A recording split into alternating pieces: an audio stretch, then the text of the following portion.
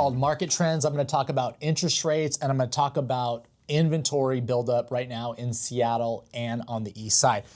On the rates, right now the 10-year Treasury is 4.64 and the 30-year Treasury is at 5.18, which is the highest in 19 years.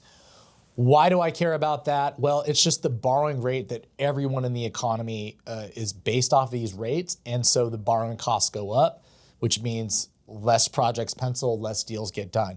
Now, the mortgage rate today, I pulled it today, was 6.67%. That actually, I think, got up to 6.85%, but before the Iran war, 5.99. We had mortgage rates down to 5.99. I was pretty excited, and those have shot up essentially 0.2%. Why are yields up? And it's pretty simple. It's because we're in a conflict with the closed Strait of Hormuz, and that is basically raising prices and limiting supply and demand around the world. And there is no real easy exit off-ramp between the U.S. and Iran right now. There's no easy solution. There's basically a stalemate. And so there's no easy off-ramp for the war. And so that is why we're going to probably have an elevated interest rate year. That's not good for real estate. That's not good for private lending. That's not good for mortgages, but that is where we're at. Now, I want to talk about Seattle and the east side. So I'm going to start with Seattle first, and we're going to talk about inventory, and we're going to show some of these graphics up behind me. But inventory now, as of March or April, is at 1.9 months in residential Seattle. That is up from 1.4 months a year ago, and in the last 10 years, that number has fluctuated in a band of half a month to 1.3. So we have the highest inventory in 10 years, and it's trending up. Now, in terms of April is typically one of the best times to sell a house. So last year in April in Seattle, 65% of all listings sold at or above list. This year, it's worse, but not by a lot. It's 58%. So that was good news, I felt, relative to what's going on.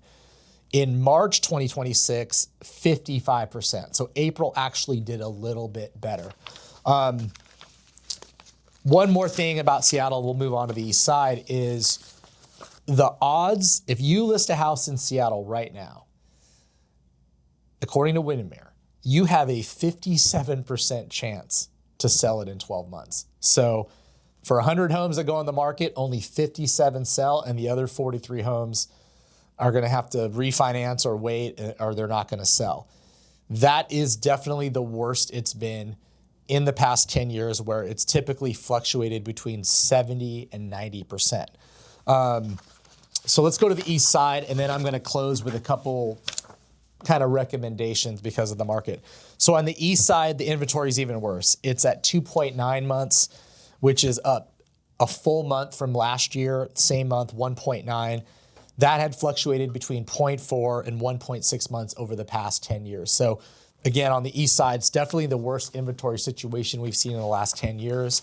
In terms of properties selling at or above list, it's a tougher market right now on the east side than it is in Seattle. So in April 2026, only 44% of listings sold at or above list, whereas a year ago, it was 73%. So that's a massive difference. And it's worsened from March 2026, where 54%. So April actually got worse. And in Seattle, April was actually a slight improvement. In terms of your odds of selling a house in the east side, it's 56%. So it's real similar to Seattle. It's a little worse, 56 versus 57. So again, if 100 homes go on the market, 56 sell, and the other 44 are going to, basically, they're going to sit on the market. They're going to have to pull it off the market, or they're going to have to refresh the house, or they're going to have to cut the price.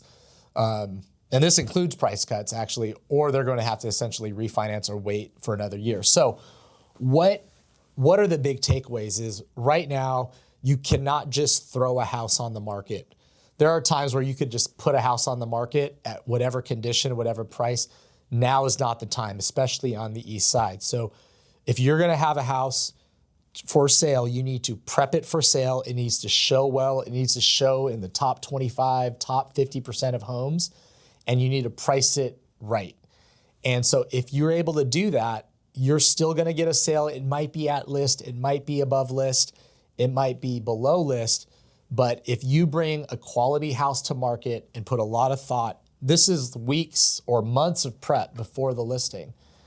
And then you also want to have a good real estate professional that you're working with, someone that knows the market, someone that has multiple deals in the market, that can negotiate for you and that can price it, because it's very, very important to try to get the property under contract ideally in the first weekend or the first week. And I'll talk more about that in our next segment called What's Sell.